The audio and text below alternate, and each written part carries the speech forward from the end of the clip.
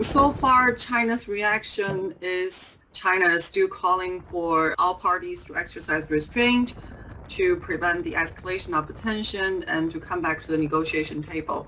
So that part is a consistent theme of China in this type of situation. Those surprising elements are the factors that suggest that China is not only aligning itself very closely to Russia in the Ukraine crisis, is also willing to provide support both economically and diplomatically to the Russian actions.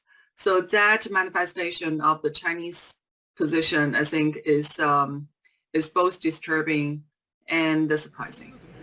We know that between China and Russia, there are plenty of problems, but they also share one common threat, that is the United States. So I think China and Russia identifies a higher agenda between them, which is to counter the U.S. strategic pressure on both countries. And that is the most important and effective glue that have produced the alignment that we are seeing today.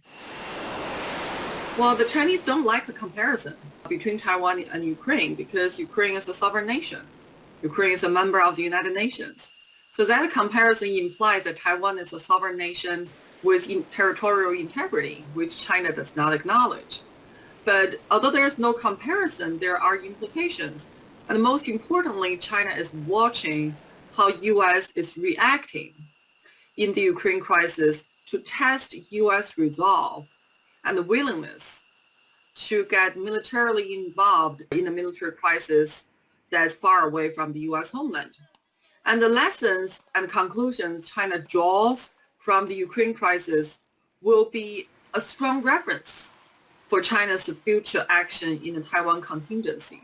China will watch our inaction in Ukraine and look at the financial sanctions and the trade sanctions we're willing to put on Russia and think, well, if we, China, invade and take over Taiwan and all we get is financial sanctions, that's a slap on the wrist and we'll do it tomorrow.